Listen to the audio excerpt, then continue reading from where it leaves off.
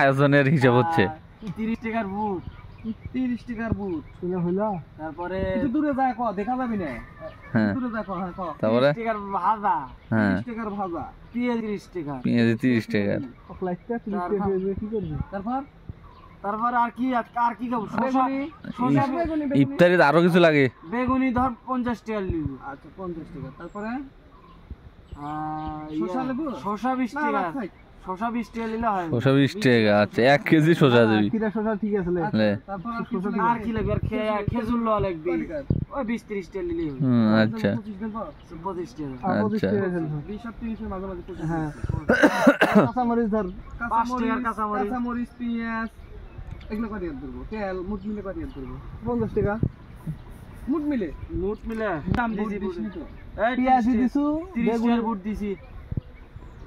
30 টাকার বুট দিছি 30 টাকার বুট দিছে আর কি আর কি রাখি থাকে এই সেলাইন লাগতে পারে আমরা যাচ্ছি একটু ভাবসাব আছে না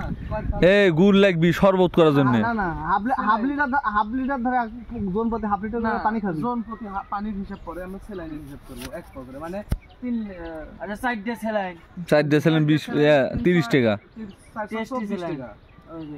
24 টাকা ওর সেলাইন টেস্টি না ট্যাঙ্ক কটা লব ট্যাঙ্ক 3 দিয়ে লব টেস্টি সাইডের সাথে 3টা যাবে না এখানে বড় বড় ইফতারি প্রোগ্রাম হচ্ছে তো এজন্য হিসাব করছে ক্যালকুলেটর মোবাইল আর মুখে হানির বেটা হচ্ছে হিসাব দিচ্ছে যে মুখ হচ্ছে যে এই টাকা আমি ধরা দেবি আর কিছু লাগবে না পানি বোতল লাগবে 2 লিটার পানি এটা বাচ্চা নিয়ে যাবো পানি ফ্রি দিচ্ছি আচ্ছা বাচ্চা নিয়ে গেল হ্যাঁ আর কোনো কিছু নাই আর কি লাগে আর ইফতার পর অন্য কিছু সময় তো খাবো নি হাসে দেখ দাঁত দেখ হানির বেটার দাঁত দেখো ওটা তার আচ্ছা তার আচ্ছা তোর হিসাবেই 344 টাকা আছে এই 44 টাকা তোর কোন মাঙ্গে দিবি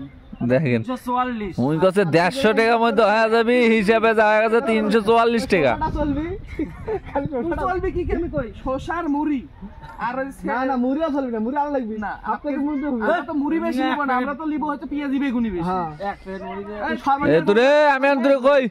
যে হিসাব করছিস ইফতারে হবে না তো শুন আমি কই পেঁয়াজি ধরতে 30 টাকা বেগুনি ধরতে 50 টাকা মাংসা সর্বনিম্ন 50 টাকা আমি তোকে এখন একটা হিসাব দিই